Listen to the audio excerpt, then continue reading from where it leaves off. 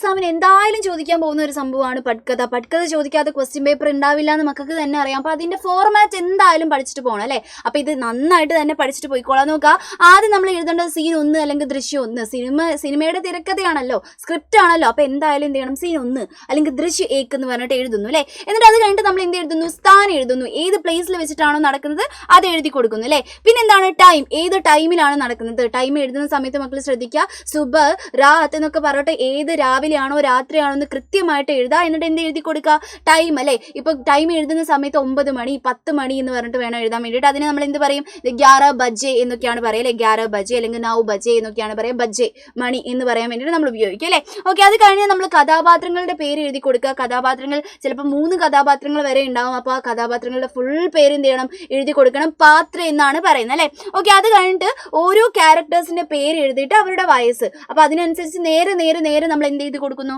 ഉംർ എഴുതി കൊടുക്കുന്നു, ഏജ് എഴുതി കൊടുക്കുന്നു അല്ലേ. പിന്നെ വേഷഭൂഷ എഴുതി കൊടുക്കുന്നു. വേഷഭൂഷ എന്ന് പറഞ്ഞാൽ ഡ്രസ്സാണ്. അപ്പോൾ ഓരോ ക്യാരക്ടേഴ്സ്, ഇപ്പോൾ സ്ത്രീകളാണെങ്കിൽ എന്ത് ഇടിപ്പിച്ചു കൊടുത്താൽ മതി, കുറച്ച് മോഡേൺ സ്ത്രീകളാണെങ്കിൽ സൽവാർ ഇടിപ്പിച്ചു കൊടുക്കുക. ഇനിയിപ്പോൾ കുറച്ച് എന്താണ് ട്രഡീഷണൽ ആണെന്ന് തോന്നുകയാണെങ്കിൽ നമ്മുടെ ക്യാരക്ടർ സാരി ഇടിപ്പിച്ചു കൊടുക്കുക. സാരിക്ക് നമ്മൾ സാരി എന്നാണ് പറയുന്നത് അല്ലേ.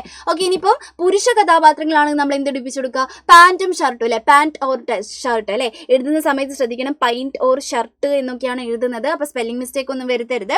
പിന്നെ വേഷഭൂഷ അങ്ങനെ നമുക്ക് ഇട്ട് കൊടുക്കുക അല്ലേ. അപ്പോൾ ഓരോ ക്യാരക്ടറിൻ്റെ പേര് എഴുതിയിട്ട് വേണം അവരുടെ ഡ്രസ്സ് ഇട്ട് കൊടുക്കാൻ വേണ്ടിയിട്ടോ. പിന്നെ എന്താണ് അവിടെ സംഭവിക്കുന്നത്, അതെന്ത് ചെയ്യുക മക്കൾ, ഈ ബ്രാക്കറ്റിൻ്റെ ഉള്ളിൽ ഇട്ട് കൊടുക്കുക. അപ്പോൾ ഇതുവരെ എഴുതിയാൽ നിങ്ങൾക്ക് എത്ര മാർക്ക് കിട്ടും, 2 മാർക്കോളം കിട്ടും. ഇനി ബാക്കി 2 മാർക്ക് എവിടുന്നാണ് കിട്ടുന്നത്, നിങ്ങളുടെ സംഭാഷണത്തിനാണ്. സംഭാഷണം എങ്ങനെ എഴുതണം, ഓരോ കഥാപാത്രം എങ്ങനെ സംസാരിച്ചു എന്നുള്ള രീതിയിൽ എഴുതുക. ഒരു 8 എണ്ണോ അല്ലെങ്കിൽ 6 എണ്ണോ നിങ്ങൾ സംഭാഷണം എഴുതിയിട്ടുണ്ടാവണം. അതായത് ഓരോ കഥാപാത്രങ്ങൾ 3 എണ്ണോ അല്ലെങ്കിൽ 4 എണ്ണോ സംസാരിക്കുന്ന രീതിയിൽ എഴുതുക. ലാസ്റ്റ് ദൃശ്യിക്ക അന്ത് എന്ന് പറഞ്ഞിട്ട് എൻഡ് ചെയ്ത് കൊടുക്കുക. ഇതാണ് നമ്മുടെ പട്കഥയുടെ കൃത്യമായിട്ടുള്ള ഫോർമാറ്റ് എന്ന് പറയുന്നത്. ഇത് കൃത്യമായിട്ട് തന്നെ മക്കൾ പഠിച്ചിട്ട് പോകുക. ഓക്കെ, അപ്പോൾ നാളത്തെ എക്സാമിന് all the best. Bye bye.